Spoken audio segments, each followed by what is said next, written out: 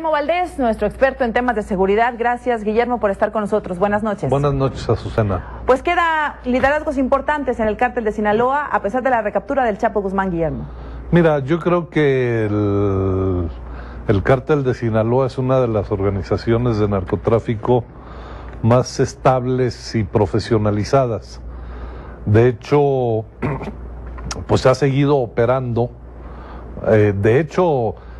Sinaloa es la cuna del narcotráfico en México desde principios del siglo XX.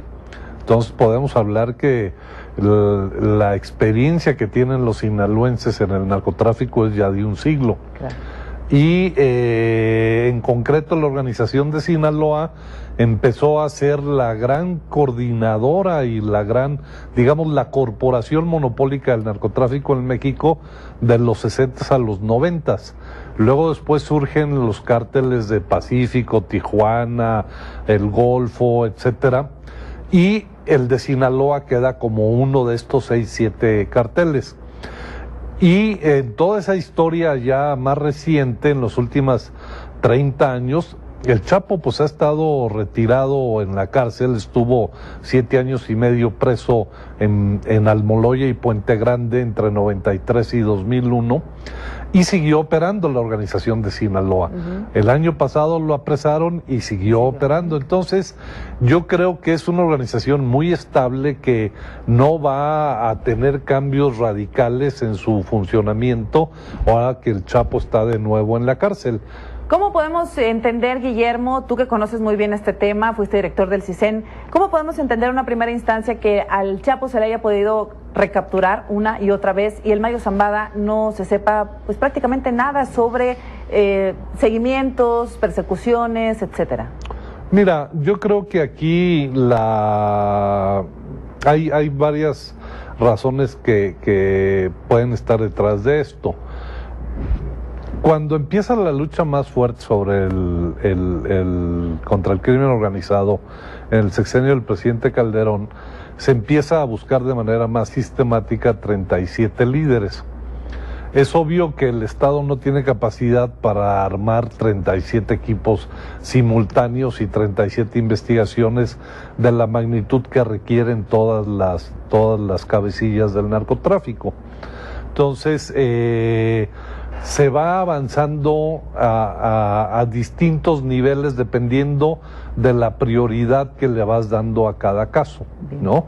Y por otro lado, la otra variable que explica es, digamos, el nivel de exposición pública y de datos que se consiguen que arroja el mismo sujeto que está siendo investigado. En la medida en que es más clandestino y está más escondido y de perfil más bajo, con menor actividad pública o conocida, pues se vuelve mucho más difícil. Que es el caso del Mayo, contrario al Chapo Guzmán, que bueno, leemos, desde luego ya leíste las conversaciones íntegras que publica hoy Milenio Diario. Así es, y es muy interesantes. Muy interesantes, y es además casi increíble pensar que el Chapo Guzmán se atreviera a textear personalmente con una persona pues que estaba fuera de su círculo, digamos, más conocido, pues, claro, ¿verdad? Sí, yo comento hoy en mi editorial del Milenio que el Chapo cometió 3 errores que contribuyeron a que el Gabinete de Seguridad pudiera hacer su trabajo y recapturarlo en 6 meses. El primer error es haber mantenido el mismo círculo cercano de protección y de cuidado que está formado por sus escoltas, sus lugartenientes, sus abogados, etcétera, porque normalmente un capo que se sabe perseguido se olvida del teléfono. Pues sí. Entonces, claro, nunca más vuelve a llamar. Claro. Por ejemplo, o muy esporádicamente, no recuerdo si era Lascano o el Z40 Treviño de los Zetas.